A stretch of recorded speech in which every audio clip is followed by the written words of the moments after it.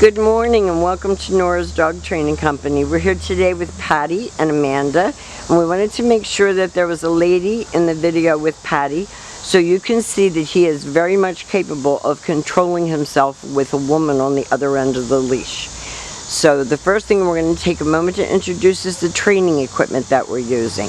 Amanda is using a regular 6-foot web training leash, and she keeps the bulk of the leash folded neatly in her right hand. That leaves her left hand free to act as her steering wheel and give it any little tiny adjustments that are needed, and that is a tug and release on his training collar. And that is the second piece of equipment that we're using. And since you're going to be handling him, we're going to send him home with his very own training collar. Now he is sitting beautifully at Amanda's left, which is where all of our obedience training is done. And the first exercise and the most important exercise for you to practice with him is heeling. Heeling is nothing more than proper leash walking, and the command is Paddy, heel. Now at this point, Paddy has a job to do, and that is to maintain pace with you when walking. He's happily walking, his tail is up, he's not allowed to drop his head, he's not allowed to sniff the ground, and he should be matching pace with you.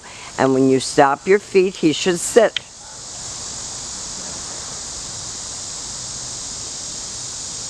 Good, and he gets a little pat for praise. We can also supply you with a clicker and an occasional treat because he does well. That's a good way to get him refocused on you if you lose him, if he gets distracted. That was a great automatic sit, and this is the sit stay. Stay is a hand and a voice command, and because it is a stationary exercise, it is a one-word command. These commands, even though your biggest problem was walking the dog, all of these commands run together in a drill type setting helps you to teach him that you're in charge.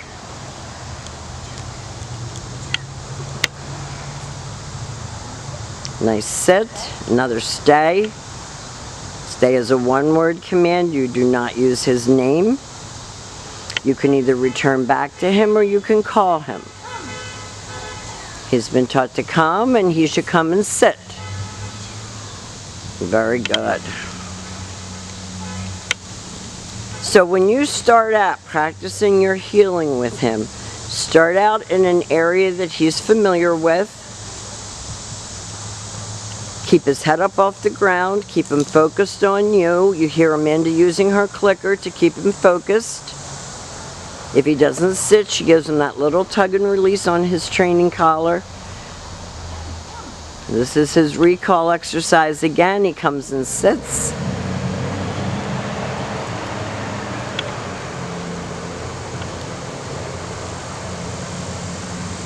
So he's very, very, very manageable. And he's a very sweet boy. This is your down, stay. And you can practice your stationary commands indoors as well as outdoors, because what you want to do is start to establish a relationship where you're in charge and he isn't. And I think just by his sheer size alone, he's intimidated you in the past and pulled you, and you felt as though you couldn't handle him when in fact he's very manageable. A little distracted by the camera, but good.